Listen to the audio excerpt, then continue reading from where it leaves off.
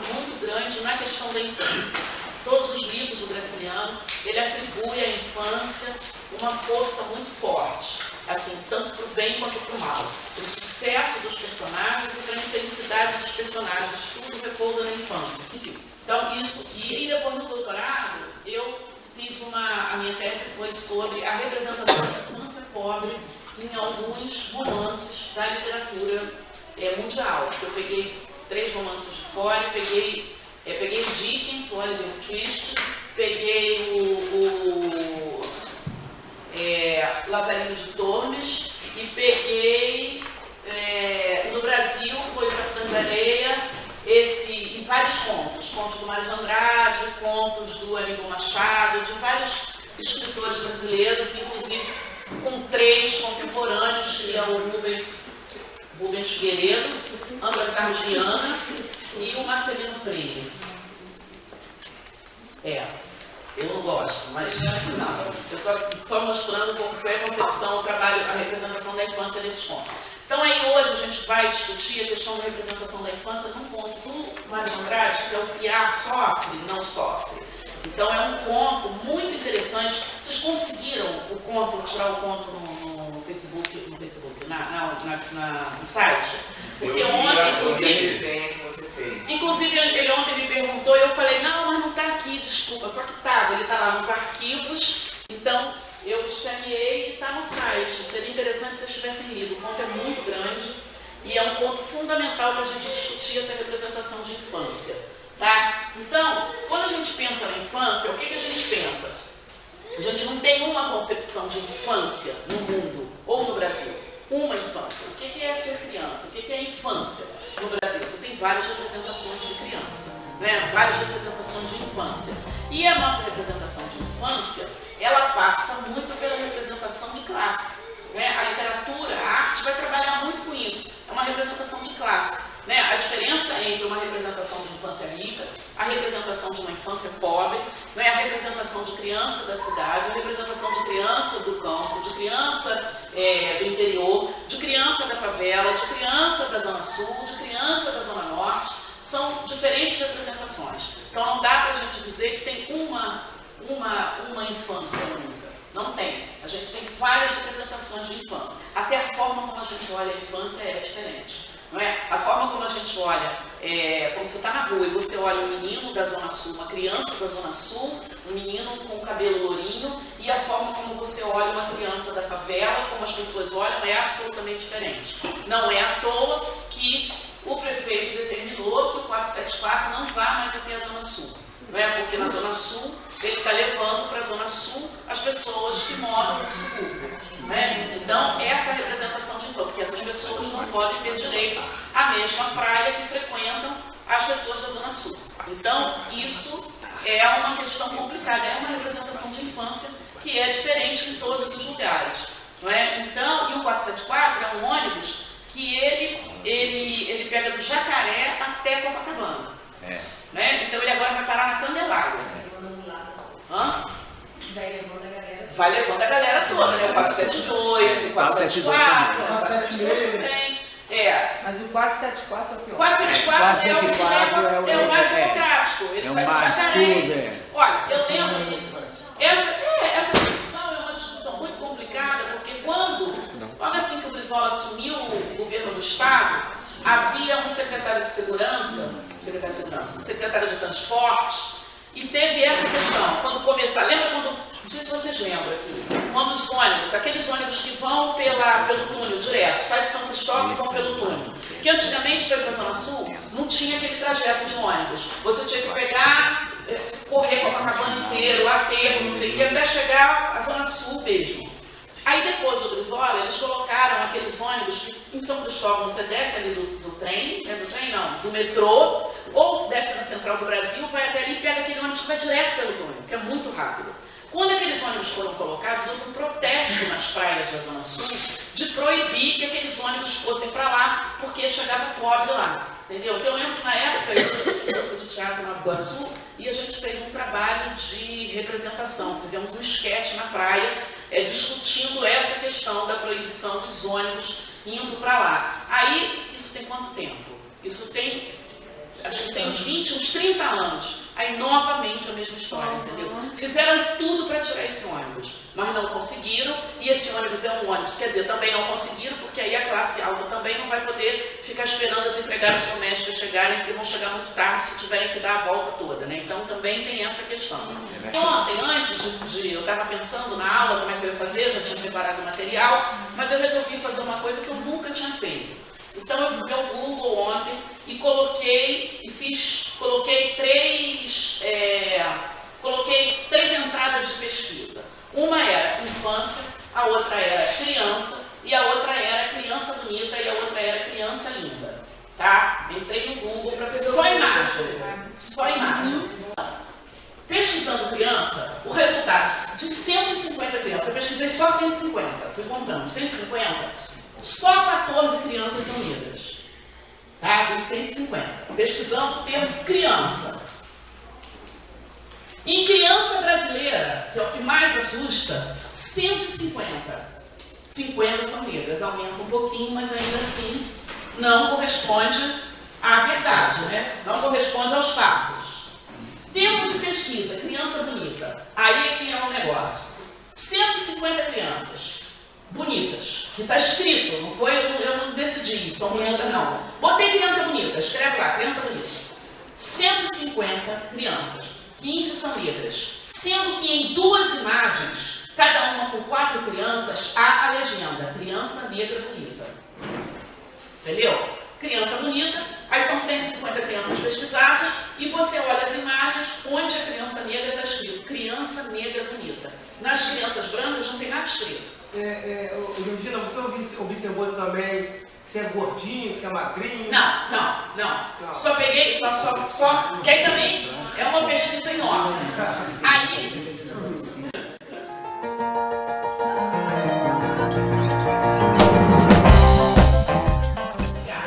Aí, nas imagens de crianças brancas, não há legenda. Termo de pesquisa, crianças lindas. Aí eu botei linda, botei outro adjetivo mais forte. 150 crianças, 16 negras, tá? Crianças na cidade do Rio de Janeiro, 150 crianças, 63 negras, sendo que 2 são de crianças assassinadas, uma em colo de político em campanha, uma no colo da mãe próxima à delegacia, 4 na rua com crack e 4 no hospital, todas negras. Uma foto eu coloco na internet, ela provavelmente vai parar no Google, não é? Então aí também tem as pessoas que tiram as próprias fotos, mas tem também a foto que não sei se quem é de publicidade e jornalismo pode me dizer como é que essas fotos vão parar no Google, entendeu? Porque também pode ser uma representação, aí a gente pode pensar em várias coisas. As crianças pobres não tiram foto, é isso? Não, as crianças negras não tiram foto? Não temos acesso à internet para colocar. Não tem acesso à internet para colocar? Não, isso é a cara do racismo mesmo, porque, pelo que eu sei, as fotos vão parar no Google através de postagens de quando você coloca através do seu e-mail, ou Facebook, enfim, as redes no geral, todas as fotos que você coloca, que você divulga, que você movimenta, ela vai para o Google. Nem precisa fazer isso conforme o acesso. As mais acessadas As mais acessadas aparecem mais. Imaginário social, o que é considerado bonito é a criança branca de olho azul. É isso que eu quero chegar. Para o imaginário social. Entendeu? Para o imaginário social, não tem legenda. Não, Você não tem, mas se você olhar o web lá dentro do vai ter legenda. Tá. As primeiras coisas que aparecem no Google são patrocinadas. As Certo. empresas pagam por isso aí. Então, provavelmente isso é uma publicidade. Publicidade. Então, mas isso serve para quê? Serve para a gente de pensar, de base para a gente pensar como é a representação imaginária da infância. Por quê? Porque a internet, isso eu estou dizendo isso para chegar em quê? Para chegar numa criança que está sentada diante do computador e ela não se enxerga ali no computador. Se ela for uma criança de olho azul, de cabelo claro, ela vai se enxergar porque ali vai aparecer a imagem dela. Se não for, ela não tem ali um diálogo, ela não vai se enxergar ali, porque isso não é o normal. O que acontece? Mesma coisa no livro de literatura infantil. Não tem representatividade. Não tem representatividade. É muito recente as personagens negras no livro de literatura infantil. É muito recente. Porque os ilustradores começaram a colocar, fazer no Brasil isso, os escritores começaram a pedir que isso fosse feito, porque essa representação é muito recente. A criança não se vê representada no livro de literatura. Ela nunca se vê representada no livro de literatura. Tem o menino marrom do Ziraldo e a menina com o laço de fita da Maria Machado. Tinha aquele que deu aula nas quebradas várias vezes lá. Como é que ele chama? Griot. Não, aquele que dá aula nas O quebradas. Décio Teobaldo? Não, que tem. Não, é Renato Teixeira. Renato. Tá, então isso é um dado para a gente começar a discutir essa questão da representação da infância. Até se você chegar na Disney, se você for lá na Disney, também foi feito recentemente a Princesa e o Sapo, que é a única princesa negra, mas também é recente. Se você for ver lá atrás, porque a Disney tem uma história de mais de 50 anos. Exatamente. Nunca teve nenhuma princesa negra. Tem um vídeo das crianças escolhendo bonecas. Já vi que as crianças bonitas não escolhem as bonecas negras. As crianças negras escolhendo as bonecas, elas não escolhem. Eu vi esse vídeo. Eu vi também. Então isso é o quê? É toda uma construção social que leva você a identificar aquele imaginário ali como sendo o imaginário dominante. Tá? Então olha só. Isso era só para a gente fazer uma introdução de qual é a perspectiva que a gente vai discutir aqui da representação da infância. Então essa é uma representação da infância que está na internet, é uma representação da infância que está no cotidiano da gente, e a gente vai pegar esse conto, que é o conto do Mário de Andrade, para discutir. Mário de Andrade teve uma importância enorme no Brasil, ele foi um dos escritores que pensou a Semana de Arte Moderna, né, em 1922, a partir do Mário de Andrade. A literatura tomou um outro caminho, né? E a gente tem, na literatura do Mário de Andrade, o Mário de Andrade foi um sujeito que não só em termos de literatura, mas ele pesquisava folclore, pesquisava dança, pesquisava música, ele pesquisava cultura popular, era um sujeito muito erudito e ele escreveu muito sobre isso. Então, ele tem um conto nesse livro aqui que chama Contos de Belas Artes. Quem que lembra vocês esse nome? Contos de Belas Artes. Malazarte. Lembra o? Malazarte. Malazarte. Quem é o Malazarte? É um malandro do Malazarte brasileiro, né? é um malandro, um contador de histórias, um narrador, que ele é do Brasil, e ele é o Malazarte por quê? Porque são as mais artes. Artes seriam... É mesmo o nome, malas artes, são artes más, né? Fazendo arte, fazendo coisa ruim, coisa de levada, de desobediência, fazendo... Seria o nosso pícaro, o herói pícaro, que na Espanha tem e que no Brasil seria o malas artes. A origem dele é íbero, né? O Mário de Andrade, quando ele vai fazer... Quando ele escreve Contos de Belas Artes, por que ele escreve o livro com esse nome? Porque ele quer dar ao livro dele uma característica de contação de histórias. Ele quer resgatar o narrador, que é um narrador popular, que vai contar as histórias que ele gostaria que fossem contadas. Então ele chama Contos de Belas Artes. Tá? O nome do conto, Piá não sofre, sofre. O que é piá? Piá é criança. Criança para quem? Para o sul do país. Para o sul, e índio também chama criança de piá, né? No sul se chama de piá e guria, não é? Então, piá não sofre, sofre. Gente, olha só. Eu vou ler aqui, quando eu colocar isso, vocês vão acompanhar. Aí vai aparecer.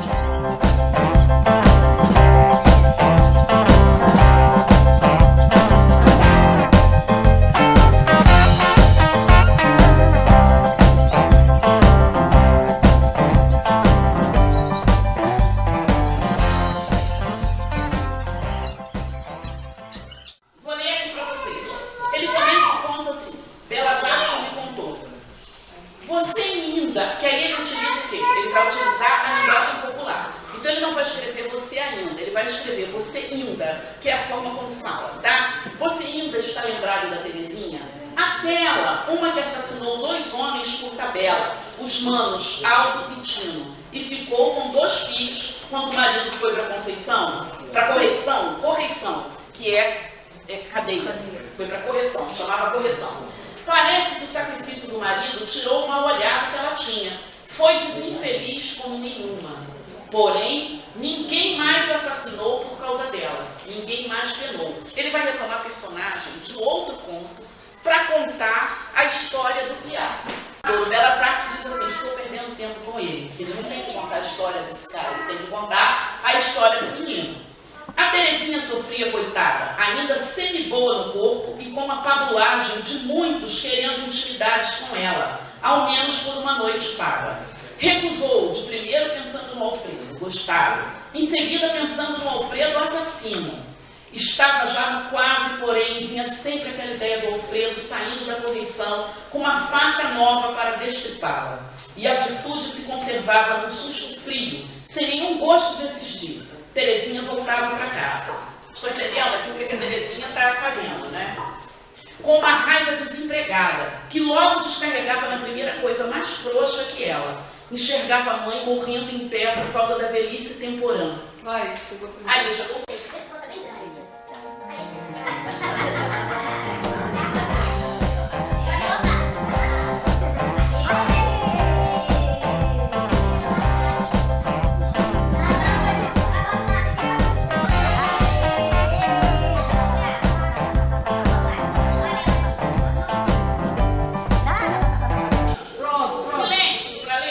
Cala a boca. Por causa da velhice temporã. Pondo 5 minutos. Pondo 5 minutos para recolher uma ceroula do varal. Pronto, atirava a trouxa de roupa suja na velha. A senhora é capaz que vai dormir com a ceroula na mão? Entrava. Podia se chamar de casa aquilo. Era um rancho de tropeiro onde ninguém não mora, de tão sujo. Era um rancho de tropeiro, dois aspectos de cadeira, a mesa, a cama. No assoalho havia mais um colchão, morado pelas baratas, que de noite dançavam na cara da velha o torê natural dos bichinhos desta vida. No outro quarto ninguém dormia. Ficou feito cozinha dessa família, passando muitas vezes 2 dias sem fósforo acendido. Porque fósforo aceso quer dizer carvão no fogãozinho portátil. E algum desses alimentos de se cozinhar. E muitas vezes não havia alimento de se cozinhar. Mas isso não fazia mal para o dicionário da Terezinha e da mãe. Fogareiro não estava ali, e o dicionário delas era para aqueles estreitos metros cúbicos de transportar o nome estapafúrdio de cozinha. Entenderam aqui como é que é a jogada do narrador? Ele diz que o dicionário delas... Por que o dicionário delas? Porque no vocabulário delas. Porque é um vocabulário pobre que não tem acesso, então o vocabulário delas deu o nome, chamou aquele lugar estreito de almofado, o nome estapafúrdio de cozinha. Né? Nessa espécie de tapera, a moça vivia com a mãe e um filhote de sobra.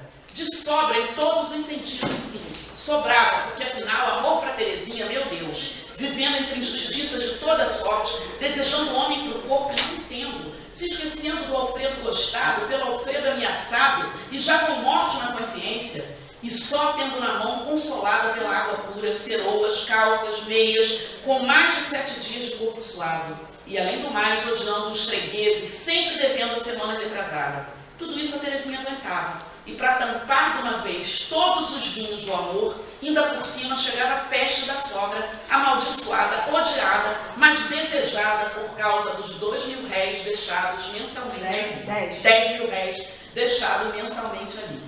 A figlia d'una carne vinha, porque a figlia d'un carne vinha, por quê? Porque aqui essa figlia é italiana, tá? Então era a filha, a avó, a mãe, aqui o Mário de Andrade está falando aqui da questão dos imigrantes, tá? Os imigrantes italianos que se misturam aqui no Brasil, então ele está falando desse casamento aqui, do que acontece dos imigrantes italianos em São Paulo numa era industrial, pré-industrial, tá? A filha do cane vinha emproada porque tinha de seu ali uns 30 contos, nem sei, e desbaratava com ela por um nadinha. Podia ter amor, uma mulher já feita com 30 anos de seca no prazer, corpo cearense e alma ida-se embora desde muito. E o Paulino faziam já quase 4 anos, dos 8 meses de vida até agora, que não sabia o que era calor do peito, de peito, com seio, 2 braços apertando a gente, uma palavra figliolo mio, vinda em cima dessa gostosura. E a mesma boca, enfim, se aproximando da nossa cara, se ajuntando num chupão leve que faz bulha tão doce beijo de nossa mãe. Paulino sobrava naquela casa, e sobrava tanto mais que o esperto do maninho mais velho, quando viu que tudo ia mesmo por água abaixo, teve um anjo da guarda caridoso que depositou na língua do Felizardo o micróbio do tifo. Micróbio foi para a barriguinha dele, agarrou tendo filho e mais filhos a milhões por hora e nem passaram 2 noites. Havia lá por dentro um futintal da microbiada marchadeira que o asfaltinho das tripas se gastou. Nossa. Cruel. Como é essa linguagem? Entendeu? O asfaltinho da tripa se gastou.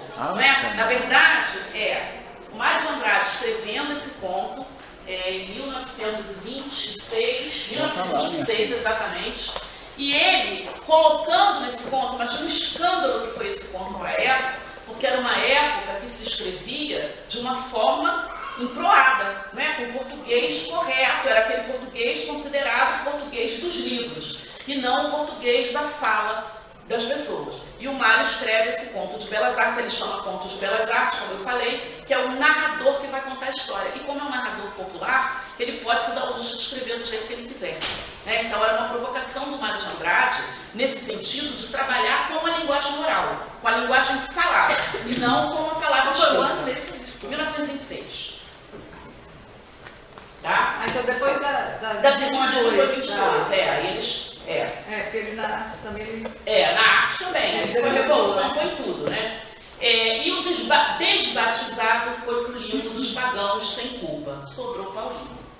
Olha só, se a gente fosse escrever isso aqui, veja só, como é que ele fala e sobrava tanto mais que o esperto do maninho mais velho, quando viu que tudo ia mesmo por água abaixo, teve um anjo da guarda caridoso que depositou na língua do Felizardo o micróbio do tifo.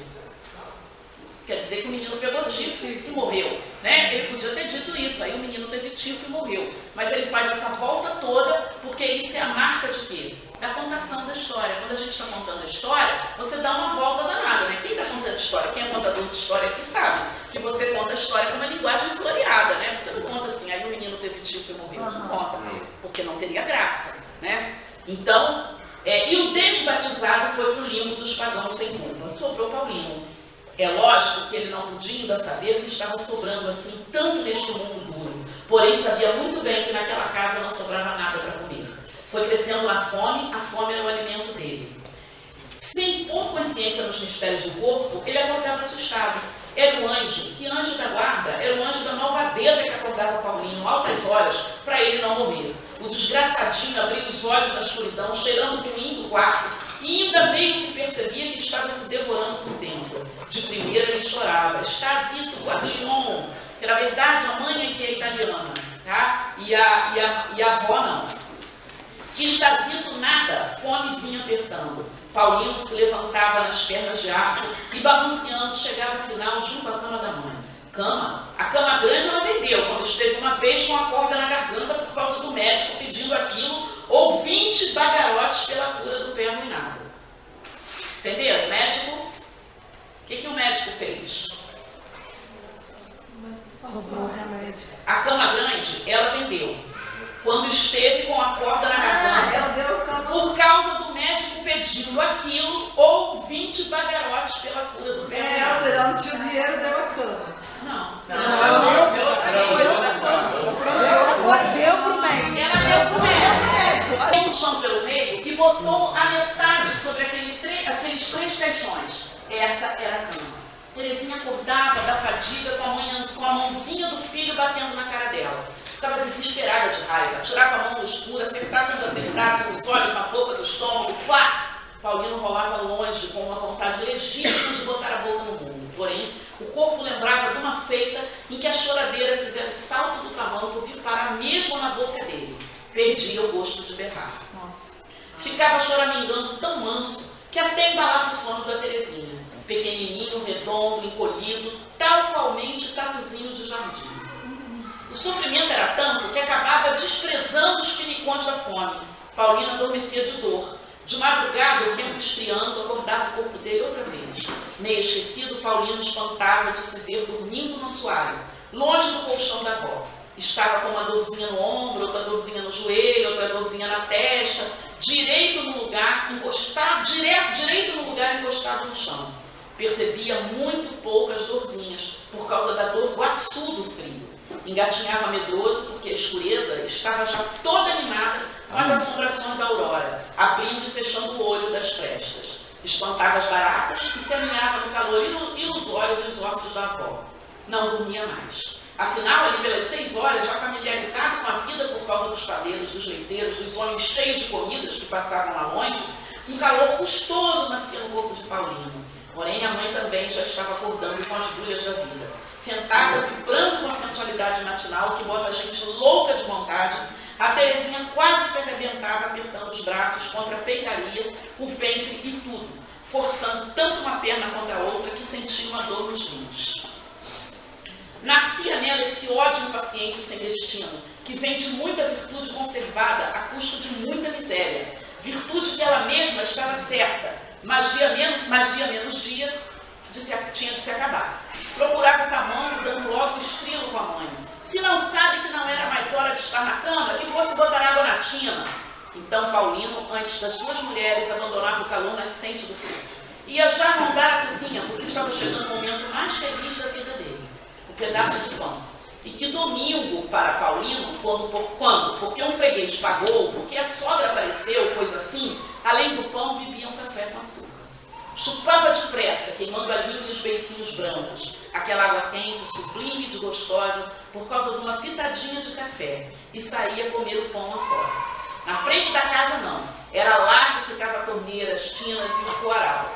As mulheres estavam fazendo suas lavagens de roupa, e era ali na piririca, briga e descompostura o tempo todo. Quem pagava era o reinação do Paulino.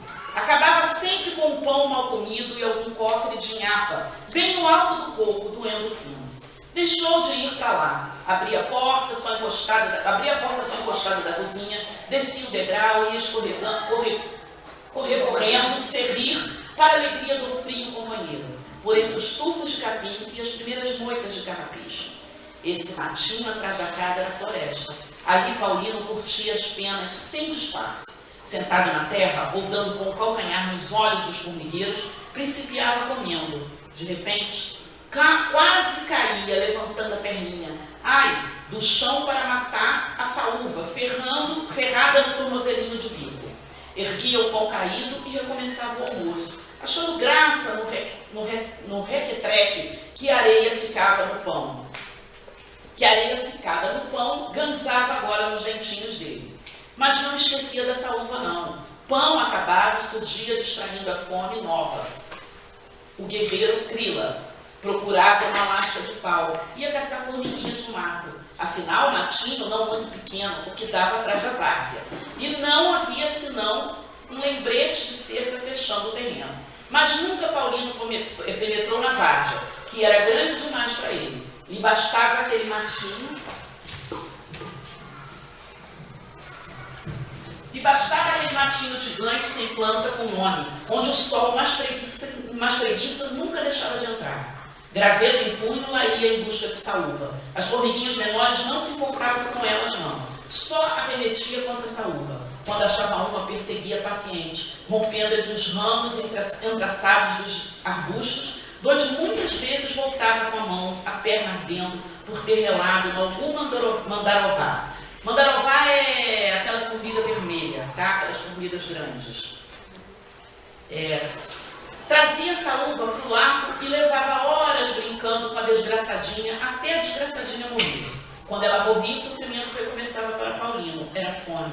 O sol já estava alto, porém Paulino sabia que só depois das fábricas apitarem havia de ter feijão com arroz, nos tempos ricos, ou novo pedaço de pão nos tempos felizmente mais raros. Batia uma fome triste nele, que outra saúva combatida não conseguia distrair mais. Lançava na desgraça, melancolizada com a repetição do sofrimento cotidiano. Sentava em qualquer coisa, descansando a bochecha na mão, cabeça torcidinha, todo penaroso. Afinal, alguma sombra rendada aprendeu a dormir de fome. Adormecia, sonhava não. As moscas vinham lhe bordando de asas e zumbidos a boquinha aberta, onde o resto de adocicado ficou. Paulino, dormindo, fecha de repente os beiços caceteados e se mexe abre um pouquinho as perninhas encolhidas e mija quente em si.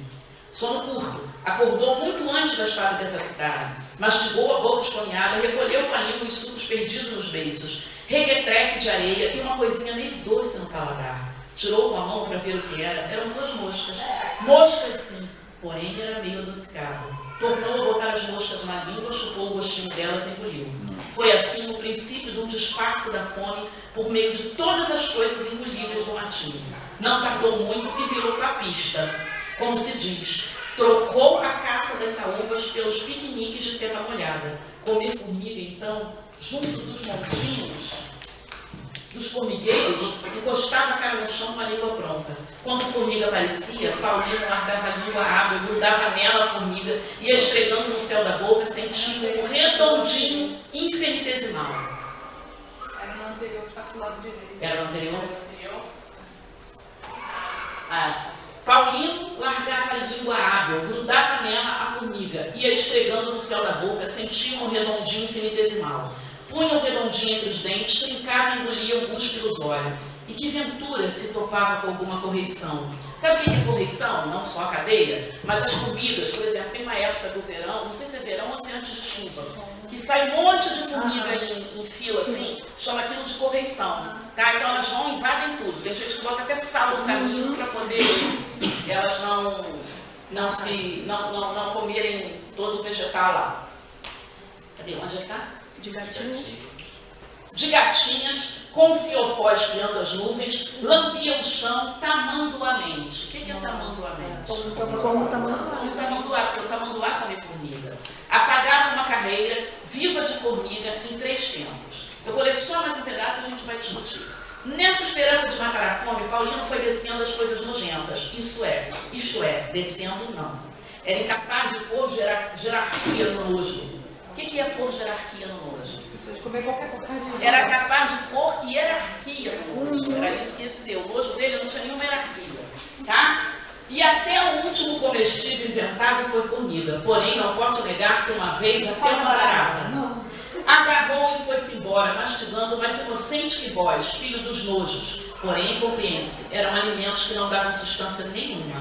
Fábrica pitava e o arroz com feijão vinha achar Paulina empanturrado de ilusões sem fome. Pegou aniquilando, escurecendo que nem dia de inverno. Bom, qual é a representação dessa infância aqui nesse conto do Mário de Andrade? Pobreza, É pobreza, fome, miséria. Pobreza, fome e miséria. E também frieza da mãe com ele. Tá. Violência. Falta de amor. Agora, tem uma coisa nesse conto, o conto todo, que é para mim é uma grande questão com o Mário de Andrade, que é o seguinte: o Mário de Andrade, ele, por mais que ele dissesse, eles viveram aquele movimento da antropofagia, né? Que você tem que deglutir o que é estrangeiro de qualidade, você vai deglutir, você vai comer e você vai transformar na nossa cultura, você vai transformar em outra coisa. Então, o movimento antropofágico falava disso, que era você misturar tudo, não é? E é tirado lá dos índios o nome dos índios antropofágicos que comem, e é você comer todas as culturas e você ter um produto como a nossa cultura. Só que o Mário de Andrade, em relação a isso, a gente está nesse período aqui, em 1926, o Brasil pré-industrial, e isso é em São Paulo. Em São Paulo é quando todos os imigrantes estão vindo para cá. Você tem os italianos chegando, São Paulo começa a crescer, as fábricas começam a aparecer em São Paulo, então a presença da fábrica ali é um negócio forte, toda hora tem um apelido da fábrica, né? E o Paulino é um representante de quê? Uma nova geração. Ele representa o quê? Uma nova geração. Isso é muito sério. O Paulino representa uma nova geração. Essa nova geração que o Paulino representa é uma geração miscigenada. O Paulino representa a criança que é a mistura do português, do italiano, do índio, tá? Do negro, e que dá origem à criança brasileira. Então ele vai representar uma nova geração. Aí é que é a minha grande questão. Quando se fala dessa antropofagia que é benéfica na cultura, que você pega isso na arte e transforma, mas em relação ao ser humano, O Mário de Andrade, para mim, aí é uma questão muito mais minha, que as pessoas, que eu não é uma discussão que todo mundo concorde, mas é uma coisa que eu penso muito, que eu pensei muito a partir da leitura disso e da leitura do próprio Macunaíma. É como se o Mário de Andrade não acreditasse nessa nova geração. Porque essa nova geração, ela nasce fadada a morrer. É como se ele não acreditasse no próprio modernismo, né? Não, não é nem o modernismo. É no homem resultado dessas raças. Entre aspas, né? Raças. Mas é o homem, esse homem resultado. Então, esse menino é um menino animal. Porque o menino se comporta como um animal. Eu acho a crueldade desse conto com essa personagem, entendeu? Que mostra essa representação de infância ali como o desencanto total de um escritor com o Brasil nesse momento. Até incomoda. Incomoda do jeito que ele Claro. Assim, ao cabo não. É claro que incomoda. Mas assim, nem acho tão verdadeiro, porque assim, criança sempre conta outras crianças. Claro. Né? A gente tem outros testemunhos que eu já vi, aquelas tartarugas. Você viu num filme de guerra? Vi, Tartarugas Podem Voar. Hã? Tartarugas Podem Voar. Que é das Minas, né? É terrível também, né? Terrível. E as crianças sempre contam outras crianças para Brincam. compartilhar tudo, inclusive seus sofrimentos, suas misérias. E nesse caso, Nesse caso, não. O que ele faz? Ele opta por isolar essa personagem Mesmo angustia aí é isolamento. e amarrar exatamente isso. Como você diz, é no quintal. E é quando ele está isolado. Ele aprisiona essa personagem num espaço onde ela não tem saída.